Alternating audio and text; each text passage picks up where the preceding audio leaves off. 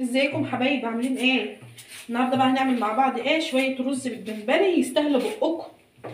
دلوقتي رفعت حله على النار ونزلت فيها بمعلقتين زيت، وحافظوا على الزيت، الزيت غالي. وهنزل عليهم ببصلتين، وتعالوا بقى شوفوا الطريقه والفيديو هيمشي معانا ازاي.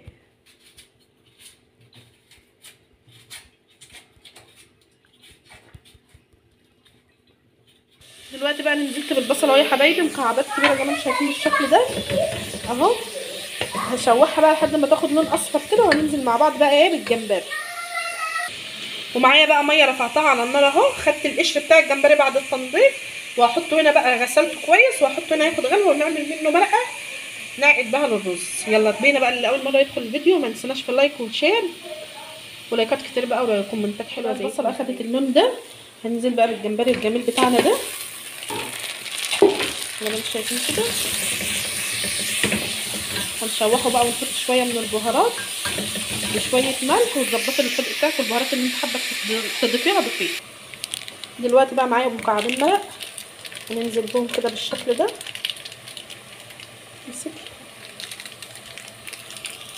معايا كمان قشر الجمبري اللي احنا عاملينه مع بعض اهو، غليت الميه وسقطت القشر الجمبري. انا كده ضفت بقى المكعبين المرق. ندى اللي ضاف، معلش. زي ما انتم شايفين كده، ده جمبري بقى اصغر منه اهو، بس يلا حلو نقضي الغرض زي ما انتم شايفين اهو. دلوقتي بقى ننزل بميه. دلوقتي خلاص انا ظبطت الملح بتاعه وهسيبه بقى يغلي مع نفسه كده لحد لما يشرب الميه، وبعد كده بنهدي عليه. وهنا بقى انا كنت غسلت السمك اهو، ده شبار بولتي وكمان بوري. السمك غالي قوي يا حبايبي، وكل حاجه بقت غاليه نار. وهنا كمان ندى كانت عملت السلطه اهي، هضيف لها بس عود شبت وشويه جرجير وبصل اخضر عشان بحب اموت في البصل.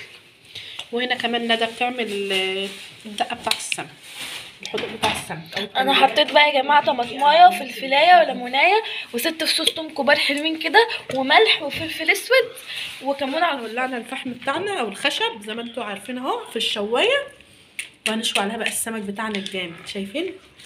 ندفي بقى الشقه وندفي كرشنا ونولع الولعه ونعمل شاي عليها على الراكب، بتبقى تحفه.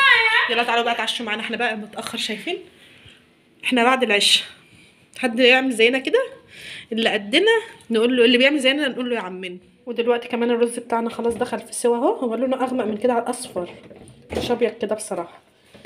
لو انت حابين بقى تحمروا البصله زياده عن كده شويه مفيش مشكله، بس انا كنت مستعجله قمت حاطه الجمبري على طول.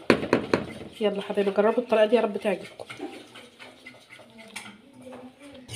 وهنا بقى ندى كانت عملت الحدوق بتاع السمك اهي، شايفين شكلها جميل ازاي. وعملت كمان شويه طحينه كانوا باقيين عندنا، هي قامت عاملاها، لان كنا عاملين كبده بس معلش ما صورتش الفيديو كنا جعانين. وتفضل شويه الطحينه دول، فهي عملتهم يعني شويه على قدها. جميل كده كلهم خالي. وده الدقه بتاعتنا الجميله. وهنبتدي بقى نحطها على الشبكه.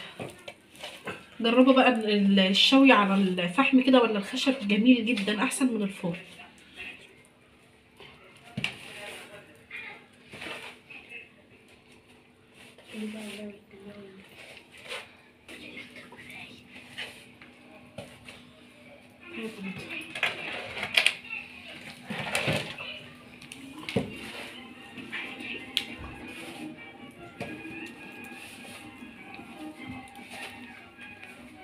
خلصت بقى البوري وببتدي بقى اعك رده على الشبار زي ما انتم شايفين بالشكل ده. الشبار ده 45 جنيه، دخان صعب قوي بس كل يوم اللي اختار عيون السمك.